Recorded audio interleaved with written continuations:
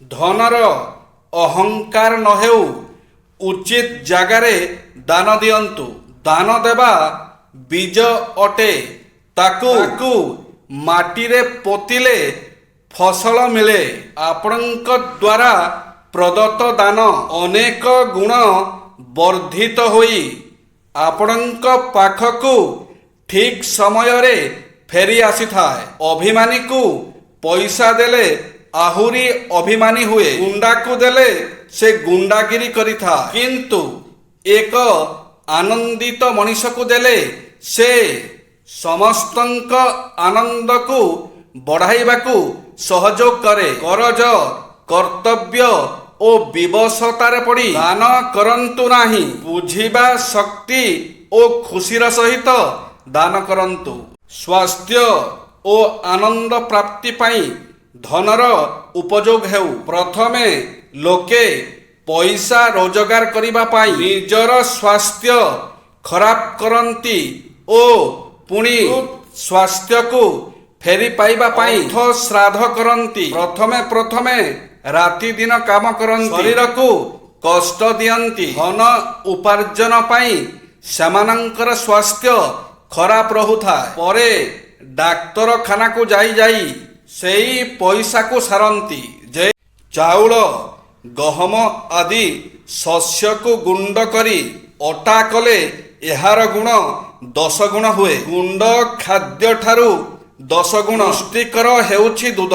ଦୁଧଠାରୁ 8 ଗୁଣ ଅଧିକ ପୁଷ୍ଟିକର ହେଉଛି ମାଂସ ଏବଂ ମାଂସଠାରୁ 10 ଗୁଣ ଅଧିକ ପୁଷ୍ଟିକର ହେଉଛି ଘିଅ।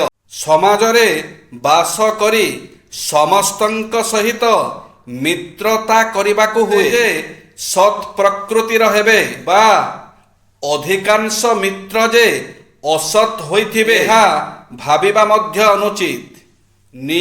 ନିଜ ଭିତରେ ସଦ୍ଭାବ ଥିବା ବ୍ୟକ୍ତିଙ୍କୁ ଲୋକେ ମିତ୍ର ବୋଲି ପରିଚୟ ଦିଅନ୍ତି। ଯେଉଁମାନେ କେବଳ ସ୍ୱାର୍ଥ ସାଧନ ପାଇଁ ଅବା ଅବସର ବିନୋଦନ ପାଇଁ ମିତ୍ର ହୋଇଥାନ୍ତି, ସେହି କୁମିତ୍ରଙ୍କ ସହିତ କଦାପି ଅନ୍ତରଙ୍ଗ ହେବା ଉଚିତ ନୁହେଁ।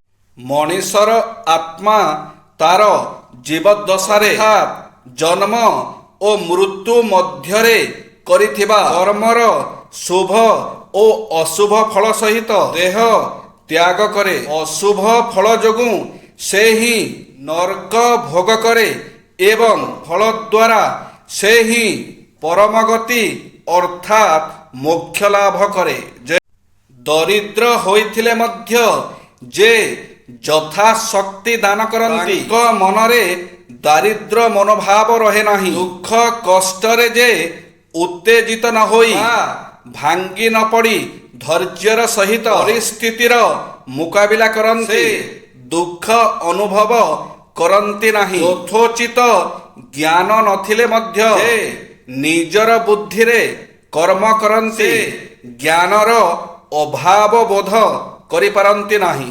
ତଳେ ବସି ଠାକୁର ପୂଜା କଲେ ଦୁଃଖ ମିଳେ। ପଥର ଉପରେ ବସି ପୂଜା କଲେ ରୋଗ ବୃଦ୍ଧି ହୋଇଥାଏ। କାଠର ପିଢ଼ା ଉପରେ ବସି ପୂଜା କଲେ ଦୁର୍ଭାଗ୍ୟ ଆସିଥାଏ। ଘୁଷ କିମ୍ବା କପଡ଼ା ଆସନ ଉପରେ ବସି ପୂଜା କରିବା ଉଚିତ। ଆରେ ଶ୍ରେଷ୍ଠ ଜୀବ ମଣିଷ, କେତେ ମୂର୍ଖାମି କଲୁ। ଅନ୍ୟର ଆୟୁଷ ମାଗିକି ନିଜେ ଦୁଃଖ ପାଇଲୁ।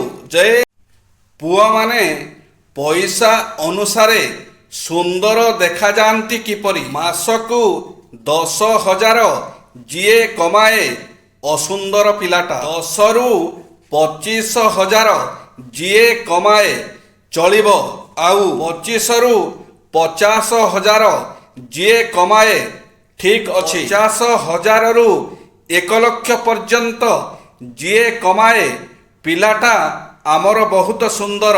1 ଲକ୍ଷରୁ 2 ଲକ୍ଷ ଯିଏ କମାଏ ବହୁତ ସୁନ୍ଦର ଆଉ ଚାଲାକ ବି ଅଛି। ବିଷାକ୍ତ ପଦାର୍ଥରେ ପୂର୍ଣ୍ଣ ହୋଇଥିବା ମାଠିଆ ମୁହଁରେ କିଛି ମିଠା ଗୁଡ଼ ରଖିଥିଲେ ଏହାକୁ ଗୁଡ଼ ପୂର୍ଣ୍ଣ ମାଠିଆ ବୋଲି ଲୋକେ ଅନୁଭବ କରନ୍ତି। ସେହିପରି ମୁହଁରେ ମିଠା କଥା କହି ଅନ୍ୟର ହିତ ପାଇଁ ନାନା ଉପଦେଶ ଦେଉଥିବା ବ୍ୟକ୍ତି କେତେ କୁଟିଳ ଓ ଦୁଷ୍ଟ ତାହା ଜାଣି ନପାରି ସରଳ ବିଶ୍ୱାସରେ ତାଙ୍କୁ ଭଲ ଲୋକ ମନେକରି ଅନ୍ତରଙ୍ଗ ମିତ୍ର ହୋଇଯାଆନ୍ତି। ଏହି ସୁଯୋଗରେ ଦୁଷ୍ଟ ପ୍ରକୃତିର ଲୋକେ ସରଳ ବ୍ୟକ୍ତିଙ୍କର ଚରମ ଦୁର୍ଗତିର କାରଣ ହୁଅନ୍ତି। କିଛି ଭୁଲ ମଣିଷକୁ ବହୁତ କିଛି ଶିଖେଇ ଦିଏ। କିଛି ଅଭିମାନ ମଣିଷକୁ ପର କରିଦିଏ। କିଛି କଷ୍ଟ ମଣିଷକୁ ପଥର କରିଦିଏ। ଆଉ କିଛି ବାସ୍ତବତା ମଣିଷକୁ ବହୁତ କିଛି ବଦଳି ଦେଇଥାଏ। ଜୟ ଶ୍ରୀ ଜଗନ୍ନାଥ।